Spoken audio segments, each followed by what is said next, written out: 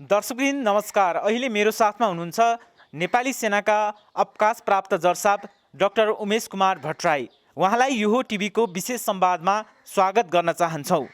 स्वागत छ सर। धन्यवाद। चीन र जुन भारत बीच लद्दाखमा भएको जुन झडप छ त्यसमा धेरैको ज्यान गएको छ। यसले नेपाललाई के फरक पार्न सक्छ अथवा यसले गर्दा नेपालमा पर्ने असर के हुन सक्छ? अब यसमा त सबभन्दा पहिला गोर्खा रेजिमेन्टमा जुन हाम्रो नेपालीहरू छन्, अब उनीहरू चाहिँ नि फ्रन्टियर फोर्स हो, सबभन्दा अगाडि राख्ने फोर्स हो। त्यसै हुनाले तिनीहरूलाई अब कमिटमेन्ट डेफिनेटली भएकै छन् र उनीहरू त कमिट हुने नै भए। अब त्यो हिसाबले नेपालीको छोरो चाहिँ नि कहीँ इन्भल्भ हुन्छ लडाइँमा भनेदेखि डेफिनेटली हाम्रो कन्सर्न त भइहाल्छ, त्यसमा कुनै शङ्कै छैन। जस्तो त्यसबाहेक अरू केही नेपालले असर पार्न सक्ने आर्थिक अरू सामाजिक असरहरू सम्भावित? अब यसमा चाहिँ नि के भने अहिले नै हामीले यो घटनालाई मात्रै लिएर ठुलै चाहिँ नि असर पर्छ भनेर आँक्न चाहिँ नि अलिकति गाह्रो छ। तर डेफिनेटली के भन्दाखेरि भारत र चीन हाम्रो सबैभन्दा नजिकको मित्र राष्ट्र भएको हिसाबले दुईटा यस्तो टेन्स स्टेजमा बस्नु यो चाहिँ नि पक्कै पनि राम्रो होइन र केही गरी यो अलिकति स्केलेट भयो भने त्यसको प्रत्यक्ष अप्रत्यक्ष रूपबाट हामीलाई डेफिनेटली असर पर्छ। भारतीय सेनाको दीक्षा नै गलत र त्यो दीक्षाले भारतीय सेनालाई उत्तेजित बनाएको विश्लेषण पनि भइरहेको छ। कतै त्यसले यस्तो घटना निम्त्याएको हुन सक्छ कि के लाग्छ हजुरलाई? अब यसमा चाहिँ नि के छ भने अब दीक्षा नै गलत भनेर त हामीले भन्न अलिकति गाह्रो छ। तर अलिकति उग्र राष्ट्रवाद चाहिँ नि डेफिनेटली अहिले पछिल्लो समयमा त्यो देखिन आछ। अब त्यसमा चाहिँ नि विभिन्न अब राजनैतिक कारणहरू पनि छन् हैन। सेनाकै हिसाबले सेना उन्मत्त भएर हिँडेको त्यस्तो त इन्डियन आर्मी धेरै डिसिप्लिन फोर्स पनि हो पहिलेदेखिको र धेरै लडाइँहरूको अनुभव भइसकेको, धेरै चाहिँ नि आन्तरिक व्यवस्थापनमा पनि भारतीय सेनाको इन्भल्भमेन्ट भएको एउटा चाहिँ नि विश्वको राम्रो सेनामध्येको चाहिँ नि उसमा आउने नै फौज हो।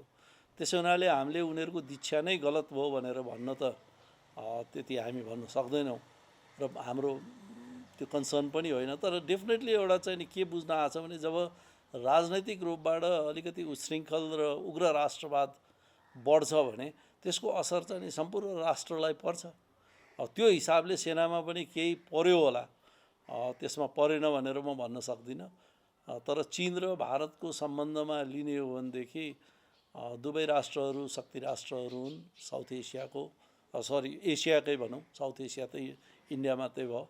अब त्यो हिसाबले चाहिँ नि के भन्दाखेरि दुइटैले एउटा चाहिँ नि रेस्ट्रेन्ट र एउटा शान्तिपूर्ण तरिकाले समस्याको हल गर्नुपर्छ जस्तो लाग्छ मलाई।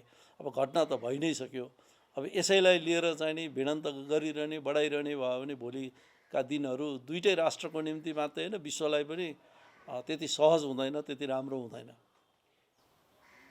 जस्तो यसमा जोडौँ होइन, यो जुन भारतीय मिडियाले चाहिँ उग्र राष्ट्रवादलाई बढी प्रमोट गर्दाखेरि त्यसले गर्दाखेरि सेनामा पनि असर परेको हुन सक्छ कि सक्दैन? त्यो चाहिँ नि हुनसक्छ, किनभने भारतीय मिडिया अहिलेको अवस्थामा हेर्दाखेरि ज्यादै नै उच्छृङ्खल र ज्यादै चाहिँ नि प्रोभोकेटिभ त्यो किसिमको देखिया छ। अब त्यसमा चाहिँ नि के भने मिडिया पनि अलिकति संयमित हुनुपर्छ। किन भन्दाखेरि एउटा मेन एलिमेन्ट्स अफ नेसनल पावरमा इन्फर्मेसन पावर पनि हो र त्यसमा चाहिँ नि के भन्दाखेरि एउटा शान्त किसिमले होइन आफ्नो कन्ट्रीको एडभोकेसी त सबैले गर्छ नै, तर एकदमै उच्छृङ्खल बनाएर एकदमै चाहिँ नि मुलुकलाई नै एउटा उन्मत्तताको दिशातिर लैजाने काम चाहिँ नि भारतीय मिडियाहरूमा अलिकति बढी नै छ, प्रोभोकेटिभ छ। त्यसमा उनीहरूले अलिकति शान्त किसिमले अलिकति सुझबुझका साथ र अलिकति चाहिँ नि के भने मिलाउने हिसाबले चाहिँ नि मिडिया जानु उपयुक्त हुन्छ जस्तो लाग्छ। त्यो चाहिँ नि अब भोलिका दिनहरूमा भारतीय संस्थापनले नै तिनीहरूलाई कन्ट्रोलमा राख्ने हो। त्यो राख्यो भनेदेखि राम्रै हुन्छ, किनभने हाम्रो केसमा पनि हामी यति सानो मुलुक छौँ र हामी हाम्रो पनि सर्टेन सीमाको समस्याहरू छ। अब त्यही सीमाको समस्यामा पनि उनीहरूले जुन किसिमले चीनलाई लिएर आउँछन्, चीनको अब हामीले चाहिँ नि कुनै त्यस्तो कार्ड खेलेको जस्तो मलाई लाग्दैन अहिलेको अवस्थामा। कुनै बेलामा खेल्या होला चीनको विरुद्धमा इन्डिया कार्ड, इन्डियाको विरुद्धमा चाइना कार्ड। अहिलेको अवस्थामा हामीले धेरै बुझिसकेका छौँ र हामीले केही पनि गरेका छैन। तर भारतीय मिडियाहरू उच्छृङ्खल चाहिँ नि हाम्रै केसमा पनि हामीले अनुभव गरेको कुरो हो। यसमा चाहिँ नि त्यसमा दुई मत होला जस्तो मलाई लाग्दैन र भारतीय मिडियाले पनि आउँदा दिनहरूमा सिक्दै जान्छ होला। भारतले चीनसँग भिडेर कतै अरू साना मुलुकहरूलाई तर्सन खोजेको त होइन, जस्तो नेपाल जस्तो, जो नेपालसँग नि विवाद छ, अरू देशहरूसँग नि विवाद छ। होइन त्यस्तो त के होला र, किन भन्दाखेरि साना मुलुकहरू कस्तो किसिमले अवस्थित छन् भने नेपालको अथवा चाहिँ अरू उसको साउथ एसियाको भू राजनीतिलाई हेऱ्यो भनेदेखि सबैको भारतसँग सीमा जोडिया छ, तर अरू कसैको पनि भारत बाहेक अर्को मुलुकसँग सीमा जोडिएको छैन। भनेपछि त्यो हिसाबले त कस्तो छ भने हामी चाहिँ नि पुरै भारत को चाहिँ नि अधीनमा बस्या जस्तो छ। त्यो हिसाबले भारतले यो सानो उसको नजिकका छिमेकी राष्ट्रहरूबाट कुनै खतरा त्यस्तो भए जस्तो मलाई लाग्दैन। अब उसँग अहिलेको अवस्थामा समस्या भएको भनेको कि त चीन हो कि चाहिँ नि पाकिस्तान हो, नत्र चाहिँ नि अब यदाकदा अलिअलि सीमाको विवादहरू अरूसँग छ र उसले चाहिँ नि के भने एक किसिमले राम्रोसँग मिलाउन चाह्यो भनेदेखि सीमा विवादहरू सजिलैसँग मिल्न सक्ने पनि छन्। र भारत यति ठुलो राष्ट्र छ जसले चाहिँ नि यो सीमाको समस्याहरू जुन अरू अलिअलि भएका जति पनि साना राष्ट्रसँगको समस्या छ त्यसलाई उसले चाह्यो भनेदेखि सजिलोसँग मिलाउन सक्छ।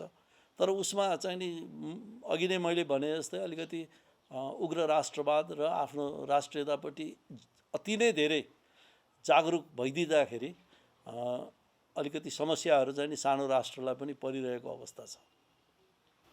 चीनसँग भारतको युद्ध हुने सम्भावना धेरैले छैन भनेका छन्, तपाईलाई के लाग्छ? होइन, युद्ध अहिलेको समयमा ठुलो स्केलमा एउटा चाहिँ नि डिक्लेयरै गरेर लड्ने भनेको धेरै गाह्रो कुरो हो होइन। र सबैलाई थाहा छ युद्धको चाहिँ नि परिणाम कस्तो हुन्छ भनेर। जिते पनि हारे पनि लस त हुन्छ नै होइन। र कुनै चाहिँ नि जितेर पनि एकदमै उन्माद हुने, अब अहिले टेरिटोरी नै लिने अथवा जमिन कसैको लिने, कसैलाई कन्ट्रोल गर्ने त्यो किसिमको सोच राख्यो भनेदेखि त्यो त्यति सफल हुँदैन होइन। जस्तो अब अहिले नै चीन र भारतकै केस हेऱ्यो भनेदेखि अक्साई चीनको उसमा चाहिँ नि जुन किसिमको उनीहरूको दाबी छ, त्यसै गरेर अरुणाचल प्रदेशमा दाबी छ, सिक्किमतिर छ होइन। अब यी सबै कुराहरूलाई हेऱ्यो भनेदेखि अहिलेको अवस्थामा ठुला राष्ट्रहरू यो टेरिटोरीको निम्ति लडाइँ लड्न थाल्यो भनेदेखि यसको कुनै उसमा के भन्छ यो कन्क्लुजनमा पुग्न सकिँदैन। अब यो कन्क्लुड नहुने र समस्या मात्रै हुने त्यस्तो किसिमको समस्याहरू लिएर कुनै पनि राष्ट्र स्टेबल हुँदैन, स्थिर हुँदैन। अहिले भनेको विकास हो होइन, शान्ति हो। विकासको निम्ति अस्थिरता निम्त्याउने त्यस्तो विचार त कसैले पनि राख्दैन होला ठुला राष्ट्रहरूले होइन। अब हैकमवादी चरित्र त हुन्छ नै, किनभने जहाँ पावर बढी हुन्छ त्यो पावरलाई कहाँ गएर बिसाउने भन्ने कुरा आउँछ, त्यो चाहिँ नि डेफिनेटली होला। तर म चीन र भारतको बिचमा एउटा ठुलै चाहिँ नि डिक्लेयर्ड वार जस्तो 1962 को जस्तो सीमा विवादलाई लिएर वार हुने भन्ने त्यो चाहिँ नि म त्यति कल्पना गर्दिनँ अहिले। भारत छिमेकी पाकिस्तानसँग न्यु खोज्छ, कहिले बङ्गलादेशसँग पनि न्यु खोज्छ, नेपालको भूमि मिच्छ, श्रीलङ्कामा लिट्टे जुन समूह नै जन्मायो, चीनसँग पनि भिडन्त गर्छ बेला बेलामा। यो जुन भारतको चरित्र छ नि, यो कस्तो लाग्छ तपाईँलाई? यो के हो? होइन, अब भारतको चरित्र भनेर त्यसरी भन्नुभन्दा पनि मलाई चाहिँ नि कस्तो लाग्छ भने यो उसको एउटा उन्माद हो। चरित्र डेफिनेटली चरित्र त आइहाल्छ होइन। त्यसमा चाहिँ नि उसको शक्ति जुन छ त्यो शक्तिलाई चाहिँ नि कहाँ पोखौँ भन्ने किसिमको उसको चाहिँ नि त्यो अलिकति बृहत्तर स्वार्थ बढेको चाहिँ नि देखिन्छ। र उसले चाहिँ नि के भने आफ्नो रिजनमा एक किसिमको प्रभुत्वता, डोमिनेसन चाहिँ नि गर्न खोजेको त्यो किसिमको संस्कार भारतीयमा छ। र त्यसको असर हामीले बेला बेलामा देख्छौँ पनि। तर त्यसमा चाहिँ नि के भन्दाखेरि अब यो शासक वर्गले सोच्नुपर्ने कुरो हो र उनीहरूले जति प्रोभोकेटिभ र जति चाहिँ नि उच्छृङ्खल तरिकाले आफ्नो विचारहरू लिएर आउँछन् अरूहरूले त त्यसलाई फलो गर्ने हो। त्यसै हुनाले यो कुराहरूमा भारत सचेत हुनुपर्छ जस्तो लाग्छ मलाई। भारतले चीनसँग युद्ध गरे पनि पाकिस्तानसँग गरे पनि होइन नेपाली युवा मर्ने सधैँ हामीलाई चिन्ता हुन्छ, यो किन यस्तो हुन्छ? होइन, यसको लागि त हामी नै चुकेका छौँ। 1947 को जुन ट्राइपर्टाइट ट्रिटी भयो, जुन गोर्खा राइफल्समा चाहिँ नि केही ब्रिटिसमा गए, केही चाहिँ नि इन्डियन आर्मीमा छन्। अब त्यो चाहिँ नि के भन्दाखेरि 1816 जुन हाम्रो सुगौली सन्धि भयो, त्यसको त्योभन्दा अगाडि नै त्यो लडाइँकै बिचमा ब्रिटिस इस्ट इन्डिया कम्पनीले चाहिँ नि हाम्रो गोर्खाली ट्रुप्सहरूलाई भर्ती सुरु गर्यो 1815 होइन। अनि साइड बाई साइड के भने पन्जाबको त्यति बेला इन्डिपेन्डेन्ट त्यो चाहिँ नि राजा रञ्जित सिंहले पनि लाहोरमा चाहिँ नि भर्ना सुरु गरे। अब त्यसमा चाहिँ नि के भने त्यति बेला हाम्रो शासकहरूले केही हदसम्म रोक्न त खोज्या हो जङ्गबहादुरको पालामा पनि। तर पछिल्ला समयमा बेलायतलाई एउटा चाकडीको रूपमा, जस्तो वीर शमशेर राणा, त्यसै गरेर चन्द्र शमशेरको पालाबाट चाहिँ नि अलिकति फ्रिली त्यसलाई लिगलाइज गरेको, वैधानिकता दिएको चाहिँ नि बुझिन्छ। अनि त्यसरी गर्दाखेरि चाहिँ नि के भने हाम्रा चाहिँ नि के भने अब यो विदेशमा गएर जाहिर खाने उ गर्ने इजी मनीको हिसाबले चाहिँ नि गए युवाहरू। वास्तवमा त्यसले हामी कमजोर पनि भएको छौँ। अब यसलाई कसरी लिने, अहिलेका दिनहरूमा हामीले धेरै सचेत भइसकेका छौँ। तर हाम्रो जति पनि चाहिँ नि हाम्रो शासकहरू छन् उनीहरूले अलि सिरियसली लिएर यो समस्यालाई चाहिँ नि मिलाउनु पर्नेमा एउटा चाहिँ नि के भने अर्निङ गर्ने अथवा पैसा कमाउने बाटो मात्रै लिएको हुनाले हामी चाहिँ नि कमजोर भएको हो। नत्र अहिलेको बेलामा एउटा मर्सिनरी फोर्स भन्छ नि, अब भाडाको उसमा भने जस्तो, भाडा त होइन, यो जागिरै खाने हो। तर भए पनि के भने हामीले हाम्रो युवाहरू अर्को ठाउँमा लगेर सेनामा राख्नु भनेको त्यति राम्रो होइन। हुन त अहिले अमेरिकन आर्मीमा, फ्रेन्च आर्मीहरूमा, यिनीहरूमा पनि नेपालीहरू भर्ना लिइरहेछन् होइन। अब यो कतिसम्म जायज छ, कतिसम्म वैधानिक छ, यो कुरो चाहिँ नि हाम्रो शासकहरूले सोच्नुपर्ने बेला हो। केही समय अघि भारतले चीनलाई 1962 को यो भारत होइन भनेर चेतावनी दिएको थियो। भारतले पाकिस्तानमा झै चीनमा एयर स्ट्राइक किन गर्दैन? होइन, अब त्यो त ड्यामेज, अब एयर स्ट्राइक ओपनली गर्ने उ गर्ने भनेको कुरो चाहिँ नि त्यति सहज हुँदैन होइन। भोलि गएर त्यसलाई स्केलेट भयो भनेदेखि फुल फ्लेज वार भयो भने त्यो दुइटैलाई चाहिँ नि विनाशकारी हुन्छ र हामीलाई पनि हुन्छ। किनभने हामी यो एसियामा हामी सबै सेयर गर्ने नै हो। त्यो हिसाबले चाहिँ नि के भन्दाखेरि इन्डियनले पनि त्यसलाई चाहिँ नि डेफिनेटली लेखाजोखा गरे होला। किनभने अब त्यहाँ गोली त चलेको छैन भनेपछि त्यहाँ चाहिँ नि भिन्दै किसिमले एउटा चाहिँ नि मार्सल आर्ट्सको प्रयोग भयो होला अथवा अरू कुनै उहरू चाहिँ नि प्रयोग भए त्यहाँ भन्ने हिसाबले चाहिँ नि के भने त्यो रूपमा भारतीय संस्थापन पनि गइसकेको जस्तो देखिँदैन।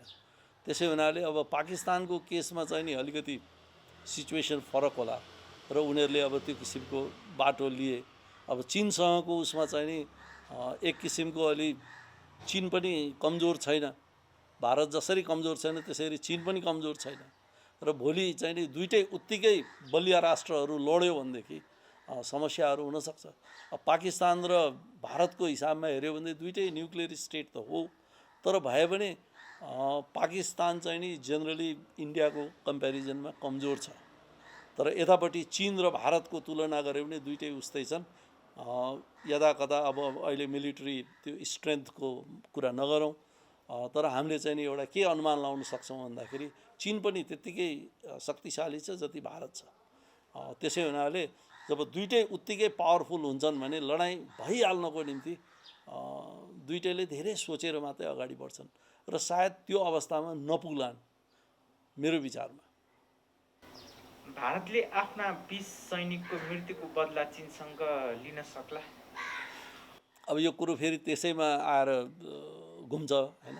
अब यो बदलाको भावना लिने, बदलाकै कुरा गर्ने हो भनेदेखि त भोलि लडाइँ नै हुनु पर्यो होइन।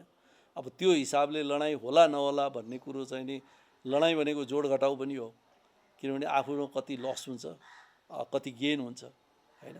जुन चाहिँ नि लसै हुने छ भने दुवैले लडाइँ लडेर दुवै हार्ने अवस्थामा छन् भने त्यो पनि बुद्धिमानी होइन, र दुवैले जित्ने पनि हुन सक्दैन। भनेपछि यो त के भने विन विन सिचुएसनमा त्यो कुरो समाधान हुनु पर्यो। भनेपछि विन विन सिचुएसन भनेको कन्फ्लिक्ट ट्रान्सफर्मेसनको कुरो हो होइन। त्यसै हुनाले यसमा चाहिँ नि के भने अहिलेको अवस्थामा जोड घटाउ सायद दुईटै मुलुकले राम्रैसँग गर्छन्। यसमा हामीले धेरै अहिले नै लडाइँ नै भइहाल्छ, यो भद्रगोलै हुन्छ भन्ने त्यो सोच राख्नु त्यति बुद्धिमानी होला जस्तो लाग्दैन मलाई। भारतीय सञ्चार माध्यमहरूले भारतीय जुन जनताहरूले होइन त्यहाँको जुन जुन सेन्टिमेन्ट छ नि त्यो जुन चीनसँग अथवा त्यो 20 जनाको बदला लिनुपर्छ भन्ने खालको त्यहाँनिर अलिकति त्यो प्रेसर छ। त्यो प्रेसरले त पक्कै पनि त्यहाँको संस्थापनलाई दबाब पर्छ, अब यो सेनालाई दबाब पर्छ होइन। अब यो इमोसनल कुरा हो होइन, सेन्टिमेन्टल कुराहरू हुन्। अब अहिले तातो तातो छ, उनीहरूमा एक किसिमको त्यो किसिमको सोच पनि हुनसक्छ होइन। तर भोलि कुल्ली बसेर उसमा चाहिँ नि सोच्यो र राम्रोसँग हिसाब किताब गऱ्यो भने त्यसले अर्कै किसिमको डाइनामिक्स दिन्छ, अर्कै किसिमको रिजल्ट दिन्छ होइन। त्यसै हुनाले अहिलेकै अवस्थामा भारतीय मिडियाले अथवा भारतीय पिपुलहरूले जे सोचेका छन् भोलिका दिनहरूमा समय बित्दै गएपछि सायद त्यो नसोच्न पनि सक्छन् होइन। र भोलि ड्यामेज त दुइटैलाई हुन्छ। भनेपछि यसको सहज उपाय भनेको शान्तपूर्ण वातावरणबाट नेगोसिएसन गरेरै टुङ्ग्याउने हो। अब नेगोसिएसन नभइसकेको अवस्थामा गाह्रो अवस्थामा अब त्यसलाई मिलाउने विभिन्न अरू टुलहरू छ, तरिकाहरू छ, त्यो टुल अनुसार जानुपर्छ। जस्तो हुन त यहाँले भन्नुभयो भारत र चीन बिच तत्कालै ठुलो स्केलमा युद्ध हुने सम्भावना कम छ होइन, नहोला।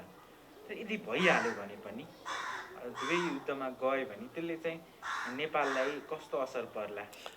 अब हामीलाई डेफिनेटली असर पर्छ नै, किन भन्दाखेरि पहिला त हाम्रो नेपालीहरू नै त्यसमा कमिटेड हुन्छन्। त्यसको निम्ति हामीले कसरी हेर्ने र एउटा के पनि छ भन्दाखेरि जोसँग हाम्रो मित्र राष्ट्रहरू छन् तिनीहरूको विरुद्धमा नेपाली फौज प्रयोग गर्न पाइँदैन भन्ने पनि छ त्यो ट्रिटीमा। भनेपछि चीन त हाम्रो मित्र राष्ट्र हो, भनेपछि हाम्रो मित्र राष्ट्र दौत्य सम्बन्ध भएको मुलुकको एगेन्स्टमा नेपाली फौजलाई प्रयोग गर्ने त्यो पनि भारतलाई मिल्दैन। त्यसको निम्ति हाम्रो चाहिँ नि सरकारले यसलाई कसरी अगाडि बढाउँछ होइन, त्यो कुरो पनि हेर्नुपर्छ। र प्लस चाहिँ नि के भन्दाखेरि लडाइँ नै भइसकेपछि उनीहरू फोकस भएपछि त हामी चाहिँ नि बफर स्टेट भएको हिसाबले हाम्रो एक्जिस्टेन्स पनि अलिकति गाह्रो अवस्थामा चाहिँ नि पर्छ नै, हामीलाई असहज अवस्था डेफिनेटली पर्छ। हुन त उनीहरूले जानेर हामीलाई चाहिँ नि कुनै असर पार्ने प्रयास नगर्ला, तर पनि हामी बस्नु चाहिँ नि आवश्यक हुन्छ। त्यो अवस्था चाहिँ नि हाम्रो निम्ति पनि खतरनाक हुनसक्छ। यस्तो बेला नेपालले कस्तो कूटनीति रणनीति अपनाउनु पर्छ, नेपालको हितको लागि के गर्नुपर्छ? अब यसको निम्ति सबभन्दा असंलग्न परराष्ट्र नीति नै हो र यसमा चाहिँ नि के भने पञ्चशीलको सिद्धान्तमै अडेर हिँड्ने हो। हामीले जुन सिद्धान्त अपनाइरहेछौँ त्यही नै हो र दुवै मित्र राष्ट्रलाई चाहिँ नि के भने एक किसिमको ढाडस दिने हो। लडाइँ नहोस् भन्नेपट्टि हामीले जहिले पनि चिताउनुपर्छ र त्यो हिसाबले चाहिँ नि के भने हाम्रो संस्थापनले एक किसिमको कूटनैतिक चातुर्यता र कूटनैतिक चाहिँ नि क्षमता चाहिँ नि प्रदर्शन गर्न सक्नुपर्छ। सकिन्छ दुईटालाई मिलाउने प्रयास गर्ने हो, सकिँदैन भने पनि आफू चाहिँ नि सेफ पोजिसनमा बस्ने प्रयास गर्ने, आफ्नो जनतालाई सेफ पोजिसनमा राख्ने हो। जस्तो कतिपय नेपालीहरू होइन, धेरै नेपालीहरूको गोर्खा सैनिक भारतबाट जुन भारतमा नेपाली सेना छन् तिनीहरूलाई फिर्ता बोलाउनुपर्छ, गोर्खा भर्ती बन्द गर्नुपर्छ भन्ने खालको आवाज उठिरहन्छ होइन। बेला बेला झन् यस्तो बेलामा त झन् उठ्छ। यो अहिले हामीले यस्तो सिचुएसन छ कि छैन, अथवा यो टाइममा हामीले त्यो सम्भव छ कि छैन अहिले यस्तो गर्नको लागि? होइन, अब त्यो त हामीले अलि अगाडि नै सोचेर गर्नुपर्थ्यो। मैले अघि पनि यो विषयमा कुरा त राखिसकेँ होइन। किन भन्दाखेरि हाम्रो सिटिजन, हाम्रो नागरिक, हाम्रो युवाहरू अरू मुलुकको निम्ति किन प्रयोग गर्ने होइन, त्यसमाथि पनि मित्र राष्ट्रहरूको एगेन्स्टमा किन प्रयोग गर्ने भने यो कुरा एकदम अहम विषय हो। र यसलाई चाहिँ नि के भन्दाखेरि अबको अवस्थामा त्यो इन्डियन आर्मीमै अथवा ब्रिटिस आर्मीमै फौज राखेर उनीहरूलाई चाहिँ नि के भन्दाखेरि एउटा हाम्रै राष्ट्रको चाहिँ नि राष्ट्रिय हित विपरीत पनि हुने काम चाहिँ नि हुनसक्छ जस्तो त्यो दृष्टान्तहरू देखिरहेछ। भनेपछि त्यो अवस्थामा यसरी फौजलाई चाहिँ नि विदेशी आर्मीमा युवाहरूलाई जागिर खुवाएर राख्नु मलाई चाहिँ नि ठिक लाग्दैन हैन। अब यसमा चाहिँ राज्यले सम्झिने कुरो हो। र अहिले जब पर्यो समस्या पर्यो यति बेला मात्रै सोच्ने बानी हाम्रो खराब छ। हामीले अलि अगाडि नै सोचेर यस विषयमा सचेत भइदिएको भए सायद यो अवस्था आउँदैन थियो हैन। अब अहिले एक थरी चाहिँ नि युवाहरूले त्यो किसिमको अथवा एक थरी नेपालीले त्यो किसिमको धारणा राख्नु खराबै त होइन हैन। तर के भन्दाखेरि नीतिगत रूपबाट हाम्रो सरकार हाम्रो संस्थापन चुक्या छ। यसमा चाहिँ नि सरकार सचेत हुनुपर्छ, जनताको चाहना अनुसार चल्नुपर्छ। जस्तो अर्को हुन त यो त्यस्तो खासै चर्चा भएको विषय होइन। यत्रो नेपालीहरू वैदेशिक रोजगारीमा गइरहेछन् होइन, त्यताबाट पनि देशलाई त लस छ। तर वैदेशिक रोजगारीमा गइरहेको बेलामा त्यो इन्डियन आर्मीमा जुन गइरहेछन् त्यहाँबाट पनि त आय स्रोत भइरहेछ, धेरै नेपालीहरूको रोजीरोटी भइरहेछ, राम्रो उनीहरूले आफ्नो जिन्दगी भनौँ न बिताइरहेछन्। अब युद्ध हुँदाखेरि कहिलेकाहीँ ज्यान गुमाउनु त्यो दुःखको कुरा आफ्नो ठाउँमा छैन। यसको पोजिटिभ पाटोको रूपमा लिन सकिन्छ कि होइन, पोजिटिभ पाटो लिने हो। किन भन्दाखेरि जब हामीले यहाँ जब क्रिएट गर्न सक्दैनौँ भनेदेखि त्यो अवस्थामा हामीले युवाहरू अथवा कतै बाहिर गएर कमाउँछन्, उनीहरूको जीवनयापन गर्छन् भने त्यसमा हाम्रो दुई मत नहोला। तर मुलुक चाहिँ नि कमजोर हुन्छ, राष्ट्रियता कमजोर हुन्छ हैन। अब यहाँ युवाहरूको खाँचो छ हामी कहाँ हैन। हाम्रो राष्ट्र विकासको निम्ति नै हामीलाई चाहिएको छ भने हाम्रा युवाहरू सधैँ चाहिँ नि रोजगारीको निम्ति बाहिर जाने अवस्था आउनु त्यो पनि राम्रो होइन। त्यसको निम्ति रोजगारी क्रिएट गर्नु हैन, हाम्रो औद्योगिकीकरणहरू बढाउनु, उत्पादन बढाउनु, युवाहरूलाई चाहिँ नि चाहिँ नि जब क्रिएट गर्नु, त्यो चाहिँ नि के भने हाम्रो निम्ति हाम्रो राष्ट्रको निम्ति एउटा बलियो बनाउने चाहिँ नि पाटो हो। यतापट्टि एकदमै सिरियसली लाग्नुपर्ने बेलामा हाम्रो संस्थापन, हाम्रो सरकार, हाम्रो नीति निर्धारण गर्ने निकायहरू चाहिँ नि के भने यतापट्टि नसोचेर र सजिलो बाटो मात्रै हेरेर, फरेन इम्प्लोइमेन्टलाई मात्रै सजिलो बाटो हेरेर त्यतैपट्टि मात्रै ढल्किँदाखेरि हाम्रो मुलुक नै कमजोर, हाम्रो राष्ट्रियता नै कमजोर, हाम्रो समाजै कमजोर हुने अवस्थामा चाहिँ नि आएको जस्तो लाग्छ मलाई। म एउटा समाजशास्त्रको पनि विद्यार्थी भएको हिसाबले यसमा चाहिँ नि के भने राज्यले, हाम्रो संस्थापकले, नीति निर्धारण गर्नेहरूले अलि सिरियसली सोच्नुपर्ने बेला चाहिँ नि आइसकेको छ। जस्तो नेपाल के अरे इन्डियन गोर्खा रेजिमेन्टमा कति नेपाली गोर्खा सैनिक छन्, नेपाली नागरिकहरू तपाईँले जानकारी छ? अब यसमा त के भने उसले सन्धिमै उल्लेख भएको 40,000को सिलिङ हो। अब भारतले बिहान मात्रै मैले एउटा न्युजमा सुनेको थिएँ झन्डै 1 लाखभन्दा बढी चाहिँ नि गोर्खालीहरू इन्डियन आर्मीमा छ भनेर हैन। अब सायद त्यसमा चाहिँ नि के भने भारतमा जुन बसेका अथवा भारतमा नागरिकतै लिएर त्यहाँ गएर बसेका नेपाली मूलका मान्छेहरूलाई पनि उनीहरूले समावेश गर्छन् र उनीहरूलाई पनि गोर्खा राइफल्समा भर्ना गर्छन्। हाम्रो यहाँका मात्रै नेटिभ नेपालीहरू मात्रै त्यहाँ गएर चाहिँ नि जागिर खाएका छैनन्। त्यो हिसाबले उनीहरूले 1 लाख प्लस भनेर भन्या होलान्। तर कानुनत हिसाबले सन्धिको हिसाबले हो भने भारतले 40,000 फौज चाहिँ नि राख्न पाउँछ। त्यो चाहिँ नि सन्धिमा उल्लेख भएको कुरा जस्तो लाग्छ मलाई। अब यो चाहिँ नि के भने आफैमा अलिकति विरोधाभासपूर्ण छ। यस्तो 40,000 सङ्ख्या छ नि होइन, अरू धेरै पनि होला होइन। 40,000 सङ्ख्यालाई नेपालमै नेपाली सुरक्षा निकायमा अथवा नेपाली सेनामै 40,000 को सङ्ख्या बढाउन सकेर तिनीहरूलाई इन्डियामा पठाउनुभन्दा नेपालमै पनि उनीहरूलाई इन्गेज गर्न सकिन्छ होइन। इन्गेज गर्ने कुरा हामीले गर्नुपर्छ, फौजमै राख्ने, फौज बढाउने, यो गर्ने भन्ने कुरो फेरि अर्को पाटो हो। त्यसको निम्ति चाहिँ नि हाम्रो आर्थिक एक्ज्याक्टली फौजमै जान चाहने योग्य छन् भने फौजमै जाने बाटो पनि राखिदिनु पर्यो। होइन भन्दै अरू ठाउँमा भए पनि जब क्रिएट गर्नु पर्यो र मान्छेलाई इच्छाअनुसार right man in the right job दिनु पर्यो।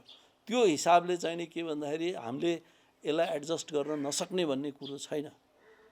यसलाई चाहिँ नि के भने इच्छा शक्तिको कुरो हो र हामीले चाहिँ नि के भने कसरी हामी